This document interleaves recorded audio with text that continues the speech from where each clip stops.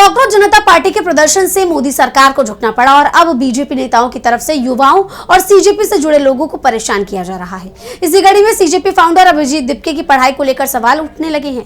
पूछा जा रहा है कि जब दिपके के पिता की कमाई ज्यादा नहीं है तब भी वो विदेश में कैसे पढ़ाई कर रहे हैं, और अब इसका जवाब दिपके ने दे दिया है। उनके जवाब से मोदी की डिग्री सवालों के घेरे में आ गई।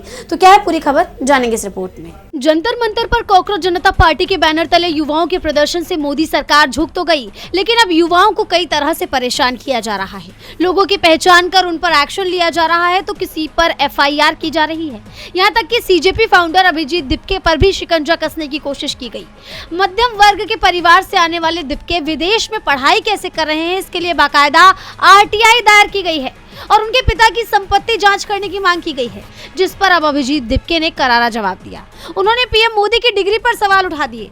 उन्होंने बिना प्रधानमंत्री का नाम लिए कहा कि मैं तो अपनी डिग्री और स्कॉलरशिप लेटर दोनों दिखा दूंगा, लेकिन क्या आपके नेता डिग्री दिखा पाएंगे? मैंने अभी देखा कि किसी बीजेपी के कार्यकर्ता ने मेरे ऊपर आरटीआई फाइल की है और वो जानना चाहता है कि मैंने अपनी एजुकेशन कैसे कंप्लीट की। तो मैं उनसे पूछना चाहता हूँ, क्या आपके नेता अपनी डिग्री दिखाएंगे? मैं अपना स्कॉलरशिप लेटर और एजुकेशन लोन का लेटर दिखाने के लिए तैयार हूँ। क्या आपके नेता उनकी असली डिग्री दिखाएंगे?